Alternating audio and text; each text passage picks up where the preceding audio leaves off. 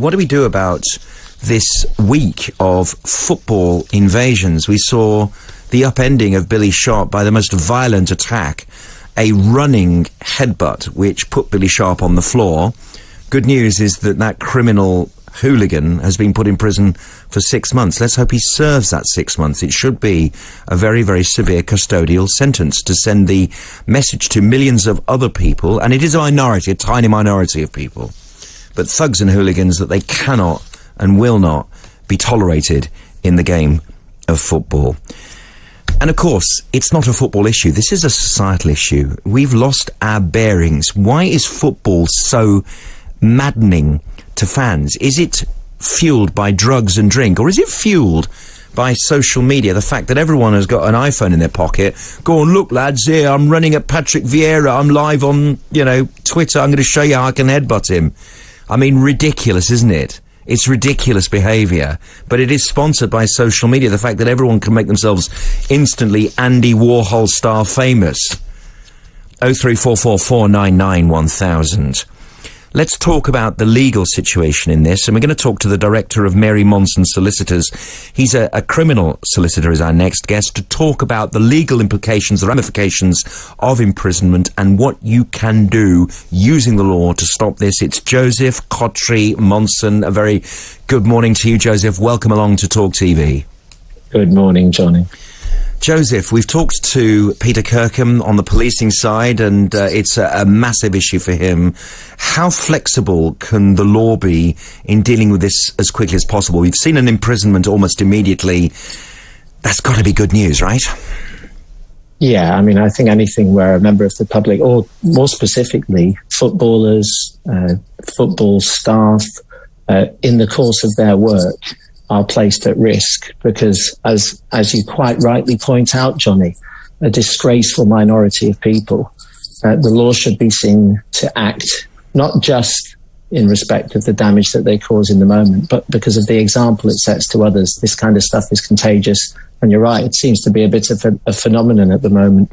Now, with regard to this, the latest incident involving Patrick Viera and some unnamed, let's think of a nice word, the gesticulating man. Non-fan? We can certainly say he's not a fan. We can call him a non-fan, probably a non-true fan of anybody if he's on a football pitch. But, well, there's a police investigation underway. We have to be a little bit careful. It's not clear, however, who's being investigated, whether it's the man or Mr. It's Viera. not Patrick Viera, hopefully. Well, it's an interesting one, of course, because there's activity, shall we say, on both sides. The law says, however, you're entitled to defend yourself, right, and take what measures are reasonable to do so. If someone's in your face and you're in personal fear, you're actually permitted in law to take the steps to remove yourself from that danger. Yes, okay, because Patrick Viera sort of lashed out and tripped him over, and that was the end of the incident. So he didn't go in and start beating him when he was on the floor, so he was technically defending himself, was he not? And I'm reluctant to comment too much on what appears to be a live investigation. And I'm a talkTV opinion former. Absolutely, and let me say this, Yeah, please do. Lashing out afterwards isn't self-defense, it's revenge. But that was a situation of mayhem, wasn't it? Being in genuine fear of violence. Sure. Well, that was a situation, it was, as the old boxing commentators used to say, pandemonium. Pandemonium. An environment which was dangerous. And these people weren't just trespassers, they were committing a further offence, because the Football Offences Act makes it an offence to even be on the pitch without lawful authority.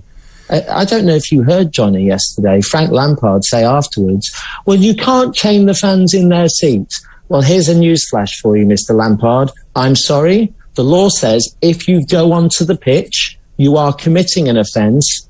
Fans may as well be chained to their seats. And what we're seeing in terms of these recent pitch invasions and this kind of tacit acceptance that it's all right, provided it follows a great victory or if everyone's particularly excited. Yes.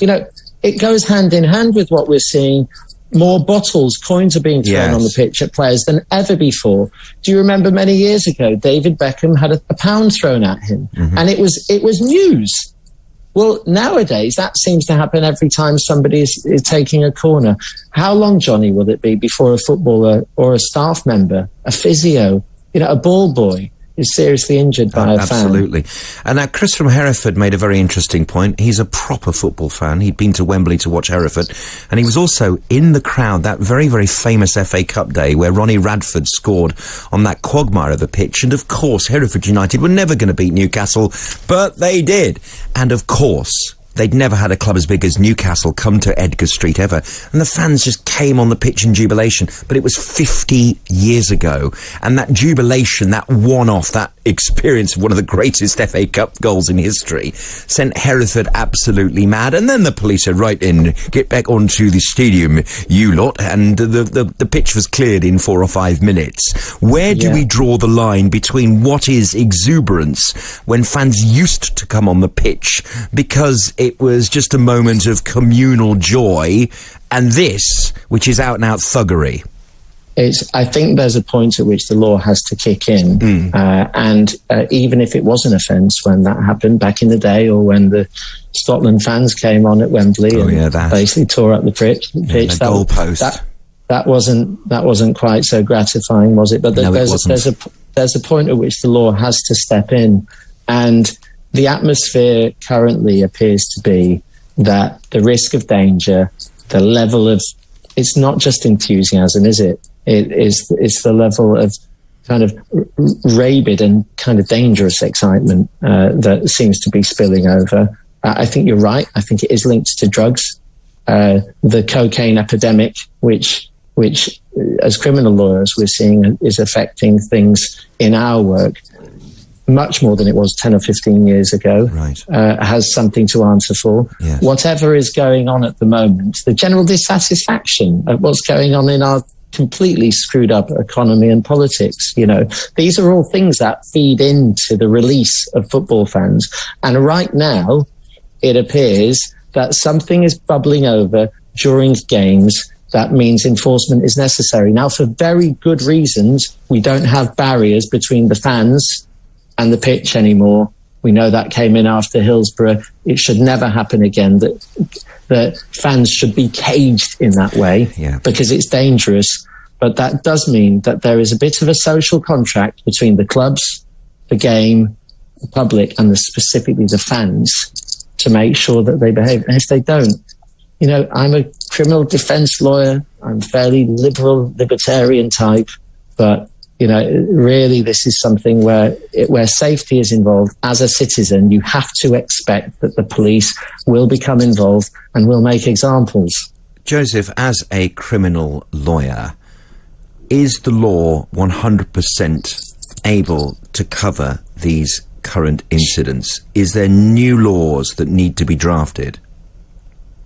I think the laws that we have already are in place, but you're rightly saying that fans do come on pitches. When my Man City won against Ipswich, I think 4-1 to go back into the Premiership. This was a long time ago, Johnny.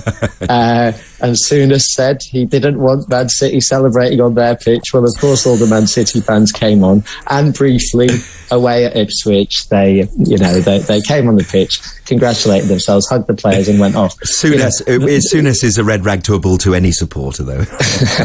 I like Graham a lot, by the way. I think he's a great guy. Example for a reason. I think he's a cracking guy. But I think that the reality is that we have a situation where the laws are there. That if things get much worse, messages will have to be sent out. And those kind of casual, I'm going to go on to celebrate in a well-meaning way type fans, they will take heed of that, and they'll just say, well, the times of going onto the pitch are over. We had our fun because some others have ruined it for us. And if those others do go on the pitch, they'll get arrested. They'll be made examples of, and some will go to prison. You can't do it at any other type of sporting event. No. Why should you be able to do it in football? Joseph, that little nugget of personal information about you is something I want to examine now. You're a Manchester City fan. Manchester City are the just about favourites to win the Premier League tomorrow, but they are playing the small matter of my team, Steven Gerrard's Aston Villa. Wow. Are we going to spoil your party, and are we going to invade the pitch because your manager says we shouldn't? I think that you've got a very impressive young manager. Yes. I wish you the very best, and I'll feel very sorry for you late afternoon tomorrow. we're going to get battered again. We always get battered at Manchester City, don't we? In recent years, we have. Well, best of luck tomorrow. It does go to the last day of the season. Joseph, thank you very much indeed for joining us and to give us a very lucid approach to the law as attached to these riots. And again, they are protected by law, but maybe there are new elements of law that need to be reinforced. 0344 499 1000.